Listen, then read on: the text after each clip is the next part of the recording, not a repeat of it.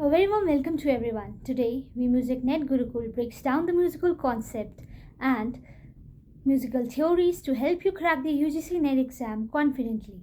So let's begin our musical journey together towards success and scholarship. So today's topic is Margi Sangeet व देशी संगीत.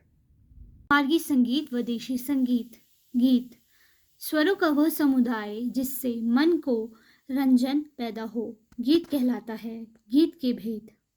गंधर्व, जो संगीत स्वर्ग लोक में गंधर्वों द्वारा गाया जाता था और जिसका उद्देश्य मोक्ष प्राप्ति का था, अतः वेदों के समान अपौरुषेय व अनादि संगीत को ही गंधर्व संगीत कहते थे। गान, जो संगीत वाग्यकारों द्वारा अपनी बुद्धि कौशल से उत्पन्न किया तथा उसे लक्ष्यबद्ध करके देशी रागों में उसका उपयोग करके लोक रंजन के निमित्त प्रचलित किया, वह गान है। गान के दो प्रकार है, अनिबद्ध व निबद्ध गान। मार्गी संगीत, जिस संगीत में कठोर नियम हो।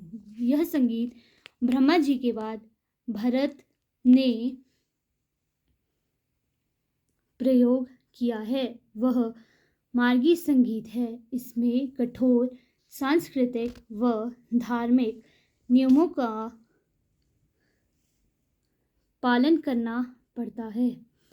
इस विधा का अंतिम लक्ष्य आत्मानुभूति रहा। वेदों के समान इसको भी अनादि माना गया, जो मुक्ति के लिए सहायक हो। कला का अंतिम लक्ष्य भौतिक संसार से मुक्त हो मधुवंती अवस्था में प्राप्त करना है। मार्गी संगीत का स्वरूप। मार्गी संगीत का तात्पर्य सामगान से है, जो आज लुप्त हो गया। यह संगीत वेद प्रधान था। सामगान में स्वरों का महत्वपूर्ण स्थान है। इसमें उदात्त, अनुदात्त, स्वरित तीन स्वरों का प्रयोग होता है। मार्गी संगीत का प्रयोग धार्मिक समारोह व धार्मिक विधि विधान के अंतर्गत होता था। इसका संबंध वेदों से होने के कारण शिष्ट समाज में इसे अधिक प्रशंज्ञ मिलता था। इसे उच्च श्रेणी व शास्त्रीय संगीत में स्थान प्राप्त था।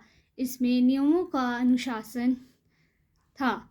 इस शैली में गंभीरता व संयंत्रता प्रसिद्ध थी। मार्गी संगीत में 5 तालें मुख्य थी। चंचतपुट, चाचपुट, समयक, वैष्टाक, उद्घट, षटपिता, पुत्र रक। देशी संगीत। सर्वप्रथम देशी संगीत का वर्णन मतंग मुनि ने किया। बृहद्देशी में अबलाह बाल गोपाले क्षितिपालर्निगेच्छया गायति सानुरोगेन स्वदेश देशी रुच्यते। अर्थात अबला, बाल, गोपाल तथा राजा अपनी अपनी इच्छा से और अपनी अपनी बोली में जब अनुराग सहित गाते हैं, वह देशी संगीत है। बृहद्देशी में उल्लेखित है, देशे देशे प्रवृत्तो असो ध्वनिर्देशितै संहितः।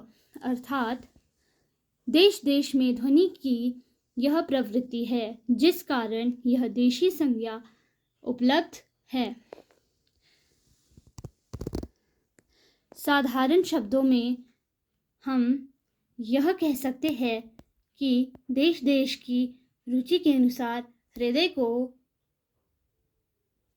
प्रसन्न करने वाले गीत वादन नृत्य को देशी संगीत कहा जाता है। देशी संगीत का निर्माण अधिकतर जनसाधारण में ही प्रचलित रहा। इसके लिए उत्सवों तथा समारोह में स्त्रियों का सम्मिलन होना वर्जित था, क्योंकि वैदिक काल में इस प्रकार के समारोह को हेय दृष्टि से देखा जाता था। रामामात्य ने देशी संगीत के लक्षण का वर्णन किया है। देशी रागाश्रय सकला षड्ग्राम समुभय दवा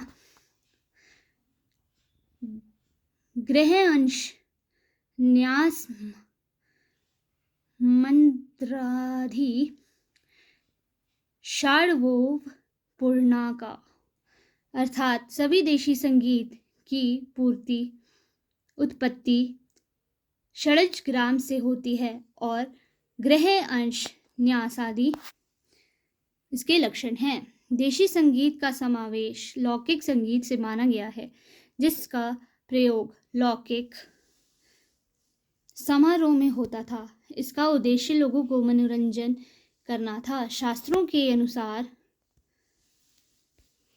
देशी संगीत तालों की उत्पत्ति मार्गी तालों से हुई है। यह 3 जातियां शुद्ध ताल, सालक ताल व संकीर्ण ताल स्वीकृत है, जो शास्त्र के आधार पर प्रचलित हुआ था। विद्वानों ने के अध्ययन व साधना का विषय बना, जिसे आज शास्त्रीय संगीत कहते हैं। जो काल व देश के अनुरूप प्रकृति से स्वच्छंद वातावरण में स्वाभाविक रूप से पलता व विकसित होता है, वह आज लोक संगीत के नाम से जाना जाता है। ग्रह अंश न्यास अपन्यास।